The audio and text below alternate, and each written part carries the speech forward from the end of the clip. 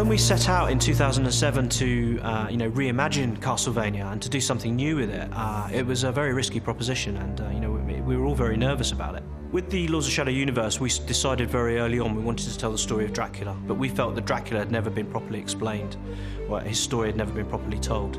With Lords of Shadow 1, we showed Gabriel Belmont, who eventually becomes Dracula. We showed him off on a righteous quest, with all the good intentions that entailed, and we saw him fall into darkness steadily, and we ended Lords of Shadow with a very dramatic epilogue, and it was the epilogue that people really picked up on and really liked.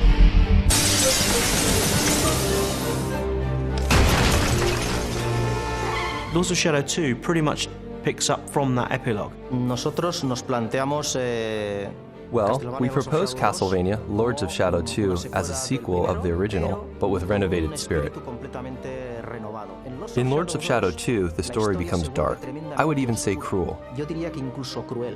It's a game of intense and contradictory feelings. The main character in this game is Dracula, and he has 3 new abilities that you'll see in the demo. In this game, unlike the previous game, enemies have shields, they wear armor, and you need to break down the defenses using the Chaos Claws to expose the weaknesses underneath. And that will then allow you to use your Blood Whip or your Void Sword, depending on how you choose to play. We've really developed the combat to make it even more special, to feel even more tight, strategic, tactical, more spectacular. We had to adapt the game engine, the Mercury engine. We had to adapt it to the new era. That forced us to make some hard decisions to adjust the game to the new format. Basically, there were 2 reasons that we had to do this. One of them was that we wanted the game's world to grow organically and not level to level. In Lords of Shadow 2, you'll be able to walk freely all over the game's universe, without loading times, and with a very organic and real feeling.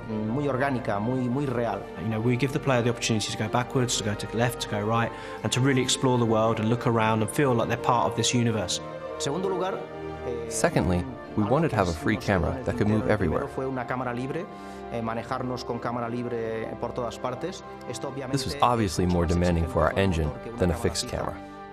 Lords of Shadow 2 is going to have a much bigger graphic quality than the first one, but it will also be more complex since we are not only painting what we want the player to see. It is the player who can turn the camera 360 degrees, and you have to build that properly.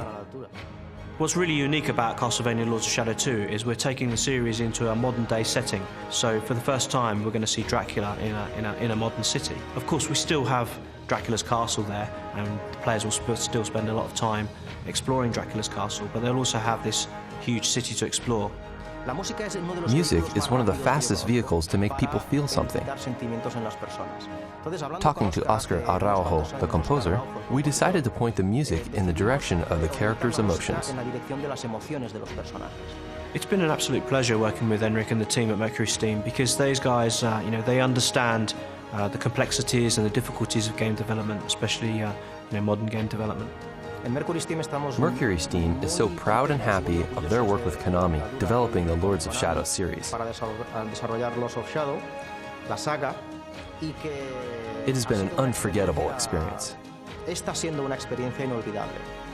So please check out the demo on the Konami booth at E3. I hope you enjoy it, and now it gives me great pleasure to show you our brand new trailer, Castlevania Lords of Shadow 2.